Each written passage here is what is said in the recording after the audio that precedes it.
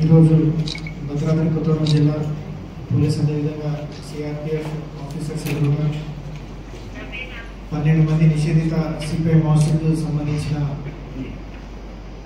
DVCM అదేవిధంగా ACM అదేవిధంగా militia cadre 12 మంది ఈరోజు సరెండర్ అవ్వడం జరిగింది.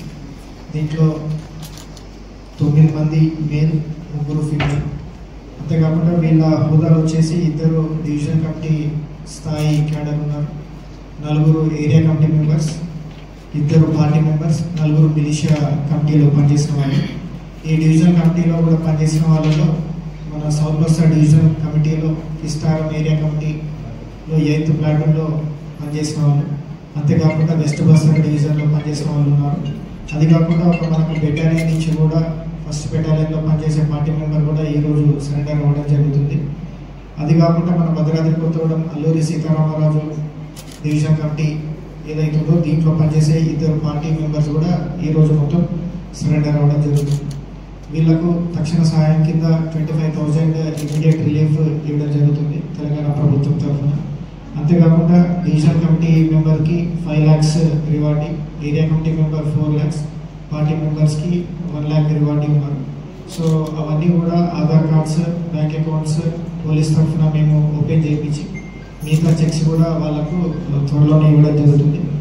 ఈ 12 మంది కాకుండా మనకు ప్రీవియస్గా ఎవరైతే ఆల్మోస్ట్ ఈ సంవత్సరంలోనే మనకు 294 మెంబర్స్ వివిధ హోదాలలో సరెండర్ అవ్వడం జరిగింది. దానికి సంబంధించింది కూడా ఈరోజు 4 వాళ్ళకి ఏవైతే పెండింగ్ చెక్స్ ఉన్నాయో తీసుకోవడానికి కూడా ఈరోజు ఇక్కడికి రావడం జరిగింది. సో ముఖ్యంగా మీకు అందరికీ తెలుసు, రీసెంట్గా జరుగుతున్న డెవలప్మెంట్స్ ఛత్తీస్గఢ్ కావచ్చు, ఆంధ్ర కావచ్చు, అంతేకాకుండా తెలంగాణలో కూడా అందరూ కూడా సెక్యూరిటీ ఫోర్సెస్ అందరూ కూడా అప్రమత్తమై ఉన్నాము మేమందరం కూడా. అదేవిధంగా మనకు సిఆర్పిఎఫ్ కోఆర్డినేషన్ తోటి ఎటువంటి అవాంఛనీయ సంఘటనలు జరగకుండా తెలంగాణలో కట్టుదిట్టమైన ఏర్పాట్లు చేస్తున్నాము.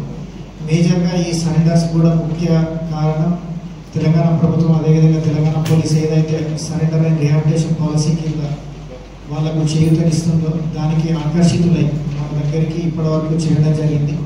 అండ్ మోర్ ఓవర్ వాళ్ళకు ఇనిషియల్గా ఇవ్వడమే కాకుండా జాబ్స్ కానివ్వండి, ఏ రకమైన హెల్ప్ కావాలన్నా కూడా తెలంగాణ ప్రభుత్వం తెలంగాణ పోలీస్ నుంచి ఇస్తున్నాము.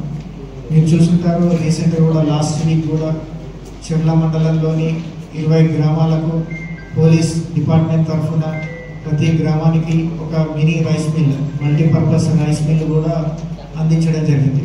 సో వాళ్ళకి ఏంటంటే వాళ్ళ కాళ్ళ మీద వాళ్ళు నిలబడి ఫైనాన్షియల్ ఇండిపెండెన్స్ ఉండాలన్న ఒక దూరంలో వాళ్ళకు హెల్ప్ చేయడం జరుగుతుంది.